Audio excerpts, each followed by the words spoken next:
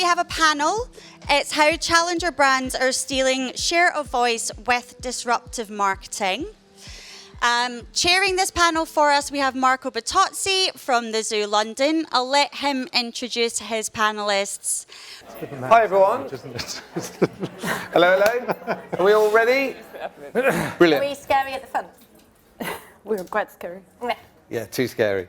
Right, we've got a fantastic group of panelists today. We're going to talk about challenger brands. We're going to talk about how challenger brands are stealing share, potentially, from bigger, more traditional brands. And we've got a whole selection of people. I'm going to do quick introductions because I know they want us to stay on time. So we have Jason Fu, who's CEO and founder of BBD Storm. We've got Rebecca, I'm just going down my list, the Chief Product and Marketing Officer at Octopus Energy, so very much living and breathing this topic. How many Octopus Energy customers? Oh, I thought it might be a bit more. We have Soco nuñez de cela, I'm putting my half Italian accent on, who is very recently, I believe, Global Marketing Director for Deliverect, which is a tech company disrupting the food delivery industry. And finally, we have Susie Milburn, who is Strategy Director at eatbigfish. So, great little selection of people. We're going to start, I think, with the person who has truly lived and breathed. Disrupting you. I'm always being disrupted by someone. I'm going to have to do my glasses up and down. Are we throwing them into the audience? Well, I don't know. Sometimes I actually don't like things being thrown around, so I'm not going to throw them into the audience. But if anyone wants one, Right, if anyone heckles, you can have it thrown in. Octopi, there's a group of octopi. We give them, yeah, octopi. I don't know what the... That's the big one for the big prize. two big ones. I carried them all the way from the office, so, you know... We are going to talk about challenger brands. Sorry, I shall like... So, just ask your question. How many more have you got? Is it like... I've got quite a... I think we've got 28 minutes to fill. Yeah, it's good. I can talk. I can do two things at once, Marco, because I'm a woman. So please do ask your question. Okay, I'm going to go. You're going to multitask. So Rebecca not only is working at a brand that's infamous with creating disruption and being a challenger brand, but has been there pretty much from the start. So someone who has actually lived that journey from start to finish. So yep. As you're going to multitask, tell us, just to set the scene on this topic of how challenger, tell us about your journey there and all the sort of elements that have gone into that. So I've been at Octopus about 8 years now. Was an advertiser before that at Ogilvy, also worked at British Gas, big incumbent for a few years, always in marketing and product development. And I joined Octopus when it was tiny, so there were 30 people in a ramshackle office in Soho. And one of my colleagues at British Gas said, I don't know why you're going to work at another one of those challenger, those new energy companies that all go bust. And it's quite a big risk for me because I've got kids, I'm the breadwinner at home, earned a lot more than my husband. So it was a big risk to go from a nice final salary pension at, the country's biggest energy company to go and kind of throw my lot in with this, ragtaggle bunch of people in an office where we had there were 2 toilets and we used to have to buy your toilet roll, and sometimes there wouldn't be any toilet roll and you'd be like, could someone pass me some toilet roll? And the CEO's hand would come under the cubicle with a roll. It was proper like that. But we've seen meteoric growth. It's really weird. I still feel a bit like there's a couple of hundred people in the company and I should know them all. But from that 30 people, one country, UK energy retail business, so like British Gas, we've now got 10,000 staff in 32 countries around the world. So Octopus is international.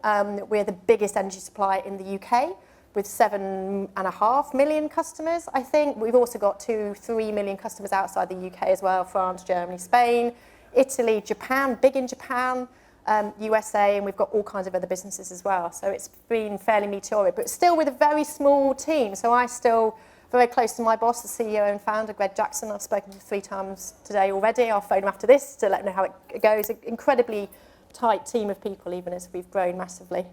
Well, that's a nice segue, Jason, because we talked when we were talking about this topic, the impact of the founder, and is our challenger brand synonymous with starting with this founder that has, you know, very clear direction about where they're going and what they're doing. And just sort of, you've worked with a number of businesses that, you know, where that's very founder-led. Just tell us a bit about the impact of a founder and what you've seen, sort of the pros and cons of that. Yeah, I think most interesting and I think challenger brands that build true legacies seem to be often born from a founder, and a founder that obviously wants to challenge. And I mean, I don't know Greg terribly well personally, but I imagine he started with the belief that actually the energy system and the energy service provision Was broken. Could do it better. Yes. Yes, and that sense of belief, that sense of purpose, that sense that let's go on a mission to really make something better seems to drive all of the founders that I've worked with that truly disrupt the industries or categories they work in. There's often this question, how much do you rely on data versus gut feel, and what should drive you? And I imagine Greg didn't do lots of quant and qual research. I imagine he didn't start with a focus group. I imagine he started with the belief that he could do better. And what I, as I say, tend to see is that driving sense of purpose then seems to unlock and drive everything else forward. So yeah, I wish that I could sort of see more people that adopt that founder mentality, and whether you can bring that inside organisations as well to the category you work in. And Susie, you're so eatbigfish. Talk about this idea of the risk of dull. Mm-hmm. You've got a proper name for it, haven't you? Yeah, the risk of dull. It is the risk of dull. I got it right. Tell us a bit about that, because I think that's, you know, one of these conversations is around going from challenger brand to traditional and what changes in the business along the way. What have you seen in that? Yeah, so the cost of dull is really kind of a piece of work that we've been doing over the last couple of years, and I think the kind of the idea of doing something differently, of sort of challenging the status quo, is not new. And I think what we were seeing was this sense of urgency and this sense of kind of, you know, there's a lot of talk about wanting to be really bold and be much braver. And actually the cost of dull was all about kind of flipping that and really putting a cost on what you risk if you do play it safe and you do kind of, you know, you do follow some of those incumbent thoughts. And so, you know, in collaboration with System 1, Peter Field and the IPA, that, you know, this is very broadly, but when you look at advertising, the cost of dull is, it costs you roughly twice as much to get the same impact if you're dull. And the interesting thing for challengers is that they just can't afford that. So, you know, Jason talked about kind of founders and starting a business, and you just cannot afford to take those risks. So I think kind of reframing that as a risk has been really powerful, but even when you speak to large organisations who are hugely under pressure from a budget point of view, and actually paying attention to what's at stake if you're happy to play by the rules and play it safe and follow the status quo, actually that kind of, you know, the loss that you might face there is really significant. So I think that's kind of what feels like it's gaining a lot of traction at the moment. And Soco, you worked, so now obviously you're in a brand new job, but you previously worked for Burger King. And I remember it was a few years ago at Spotify, we had the presentation from the Burger King Global CMO at the time, which I'm going to... Yes, Fer Machado? Yes, correct. And he was showing us examples of, to bring to life the, you know, the barbecue burgers. And so they were doing ads with Burger Kings that had been burnt down and pretty sort of full-on examples like that. I just wonder, like, what is that balance of risk as a big brand using PR and comms to be disruptive and provocative? What I would say is, you just mentioned challenger brands, and they start with a founder. Every brand started at that point. And I do think that during the evolution, some of them, they become quite conservative. In the case of Burger King, other brands that I've been consulting for, I do think that it's quite important to keep that mindset, because at some point, like, let's say McDonald's and Burger King, the approach that came with Fernando Machado was like, okay, everybody thinks that it's at the same level. Everybody compares, I don't know, Samsung and Apple. Everybody compares Nike and Adidas. But in the case, just in the UK, for example, Burger King a couple of years ago had, I think that we had, let's say, around 20 million media budget. McDonald's had more than 150. So even though for a consumer, they are playing in the same space, you are not at the same level. And it's like how you can disrupt the market in a way that you are invading that mindset of the consumer.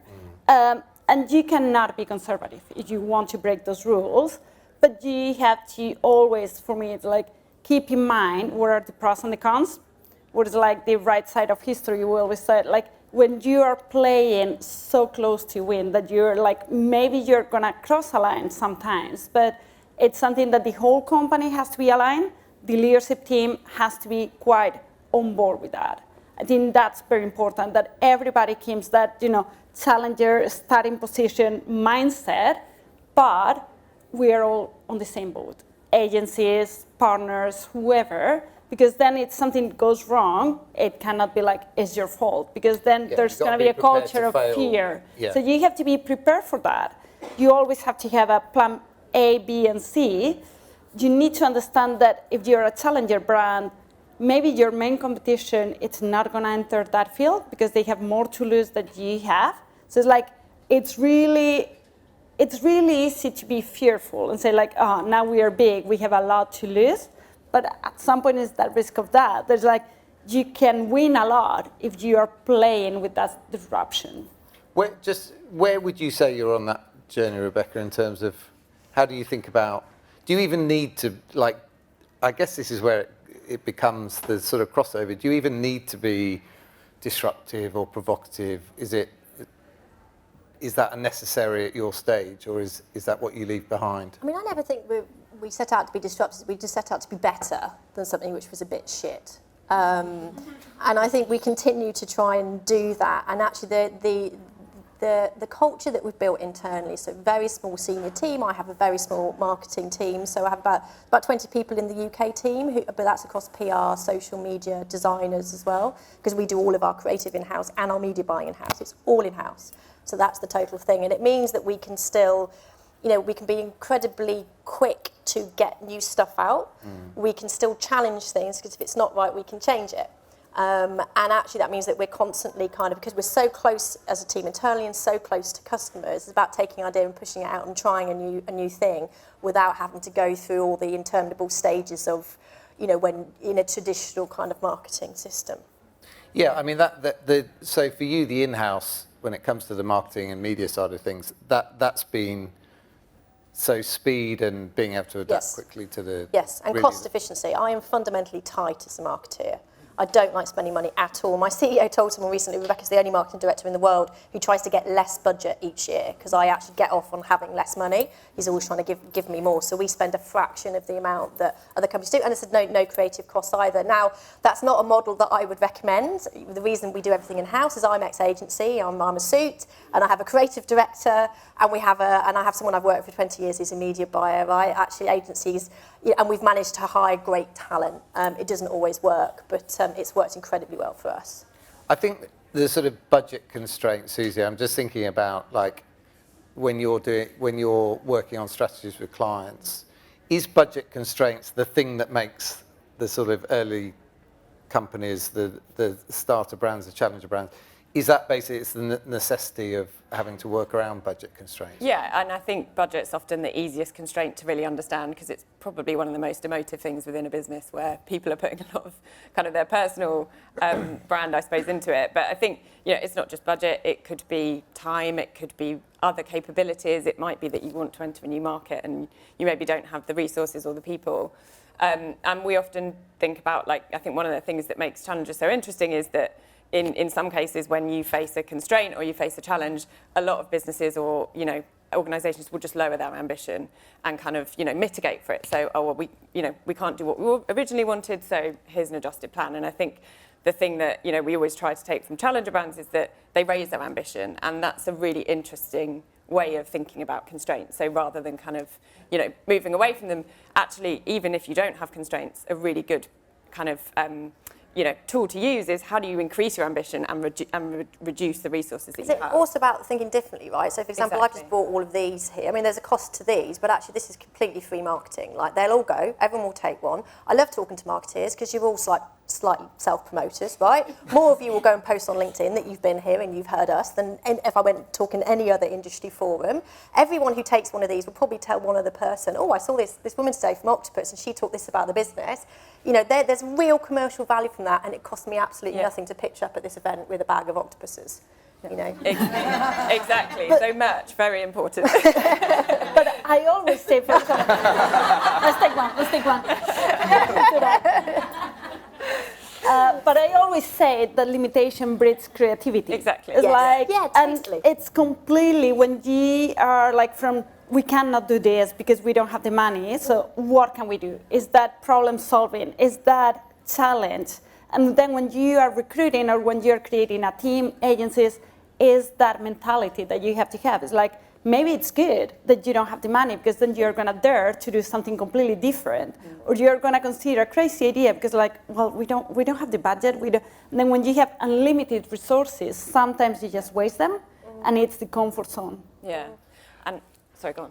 Well, I was just going to say, I mean, so much of what we're talking about here is the level of risk that you're prepared to take to stand out when you don't have budget that's going to buy attention. I'm super intrigued as to your perspective on this, because my view and experience is that the perceived risk is always much greater than the actual risk. And actually, the upside of getting it right is huge, particularly for challenger brands, but most brands, versus the downside of being dull and being ignored, or even just getting it wrong. And backlash is always much more temporary than people think. Yeah. But actually, if you get it right, you can absolutely turbocharge your brand. So, And let's not forget, marketeers, we talk about marketing and sometimes that backlash and you're like, oh my God, it's only our inner circle. Like the final customer hasn't even seen your campaign, maybe. Like there's a lot of times when you're like, oh my God, that campaign, we had those cases in Burger King when everybody came to me and was like, oh my God. I was like, well, actually, the customer awareness, the customer perception increased, and it was only marketeers talking to marketeers. And I do think that we need to cross that line, that bubble. Yeah. And it's judgment, right? You can't buy judgment. A very wise manager once said to me, the only difference between a graduate and the CEO is judgment, and the CEO's learns judgment and makes calls. And I often think about, I don't know if anyone's watched Star Trek, and Captain Picard on the deck of the Starship Enterprise will kind of ask for a difficult situation with some aliens, and he'll ask for opinions from his team. And the security guard will go kill them, and the counsellor will go talk to them, and then he'll make a decision. And that's what you do as a senior leader. You kind of, you get all the opinions, and then you make a decision. I'm lucky with my boss that I phone, and he'll help me make the decision, and then it's his call, because blame goes upwards, Octopus not down. But yeah, that's kind of, you have to, with the judgment and the experience that you've got, make a call. And sometimes you might, occasionally, we have made the wrong one. And we learn from that. That's okay. You learn from it. You just don't make the same mistake again. Jason, have you've been involved in some, because I think there's provocation is slightly different to disruption. Like I think we were talking about a case where you've worked with someone who, was doing more the provocation. Yeah, and I think great challenger brands use PR as a high leverage asset to earn attention. I mean, one of the clients we worked with was a sports apparel brand that was kind of not a big global brand, but he had a real sense of purpose, and their purpose was to challenge and fuel the true spirit of competition in sport, and wanted to challenge anything that kind of went against fair competition. And he was talking to me one day, the name of the brand is Skins, and he sort of said, we've got to do something about FIFA. I just can't believe all of this stuff that Sepp Blatter's doing, the way they're selling off the World Cups. It's wrong, we need to do something. And I said, great, how much budget have we got? Nothing. Like, okay, and eventually we eked about 100 grand out of him, which for a global campaign is obviously microscopic. And we came up with this campaign called the Official Non-Sponsor of FIFA, which was all about how you kind of tackle and bring down Sepp Blatter's kind of regime of malfeasance. And it literally went around the world. He was on Sky News every day for a week, and in the end, the FBI investigated Sepp Blatter, and the exposure for the brand was absolutely incredible. That's good ROI, I'd say. But equally, I mean, FIFA are incredibly well known for how litigious they are and the strength and power of their lawyers. And you've got to be prepared to take on that risk that, lawyers like FIFA would probably put you out of business if you get it wrong. His view was the Oscar Wilde defence, which is, for you to prove me guilty, you have to prove you're innocent. And clearly, you know, That's a tough one for them. So coming back to you, Rebecca, one of your title, which if you just say the letters, you sort of trip over. Yeah, sorry. CPMO. Yeah. But very important, like not every, you know, there are lots of CMOs that may or may not have products sitting under them. And I think we've talked about sort of new people inventing new products that then obviously take over and become big successes. There's also the just doing it better, like doing what everyone is doing but doing it better. You have the benefit of product and marketing. I guess the first question is like, how do you get close to the product side of it? How do you understand what's working, what's not working? And then, you know, maybe if there's other marketers in a room and they've got some opportunity to get near to the product, what would your advice be about, you know, how to make the most of it? So I've never really understood how a marketer can not own product as well. How can you not own the thing that you're creating that you're going to take to customers, right? And my favourite marketing phrase is from Peter Drucker, which is the aim of marketing is to make selling superfluous, that you create something that people want to take from you, and your job is to remove friction from them taking it from you and then keep them happy while they're using it, right? So it makes perfect sense to me that anything that comes out of our business, whether that's the experience of signing up, whether that's an email from an agent, whether that's an advertising campaign, is my bag. And I can go and poke anywhere in the business. Now, obviously, you know, I'm slightly unusual in that it's a very small, I'm sitting on the global leadership team, it's a very small team. I'm allowed to go and poke anywhere I want in the business globally. But I think that so often, you know, where other business, I think more traditionally will be siloed, marketing does that bit. But I think as a marketer, you can challenge anything. So, for example, one of the things I do is I do reply to emails from customers. And also once a month or so, I get 100 emails pulled to me by someone in our data team, and I just read them. You can chat GPT it as well and ask what the themes are, but I read them and I try and get a sense of what's going on. And I remember doing this last year, and of the 100 emails, 20-25% were about an export tariff, which is where we pay customers if they've got solar panels on their house. It's a tiny fraction of our base, but 20% of the emails were about people confused about export tariffs, right? So I'm like, clearly there's a problem there, and that we're not explaining this clearly enough, and the onboarding process is not enough. Turns out a huge proportion of our inbound contacts to our operations team were about this tariff. So I'm like, right, okay, well, let's fix it, let's improve the onboarding experience. Brilliant. Massive headache goes away for our operations team. It's not a marketing job, but it's a customer job, right? It's like if it drives efficiency within the business. And there will always be things as marketers that you can go and poke. You know, I switch energy companies all the time. My account's in a complete mess. Got no idea who I'm paying for what, because I switch every 6 months to see what the experience is with other companies as well. You know, constantly testing and being curious and nosy. And I said, within your business, there will be stuff that you can go and poke. And sometimes I think that will also show your value as well. If you've got a CEO who's like marketing sits there, but you come and bring him, did you know this is happening? I've spotted it. This is what I think you could do about it. And then they go, oh, bloody hell, that's pretty useful. You know, so I think it's about kind of constantly challenging. Even if you don't have total control, get close to the people that do and understand better what's going on. I mean, it makes total sense, but I suspect a lot of people don't. Yeah, and be brave about it. And marketers are consumer behaviouralists. You know, we should understand how things work and how things should work. So take that experience and go and challenge within your organisation. And Susie, with one of the areas, we've got a lot of media people in the room. You've worked in media agencies, and obviously we'll tread softly, but we worked in media agencies and now strategic consultancy. Yeah. When you're thinking about that challenger brand mentality, how are you seeing differences? Is it different?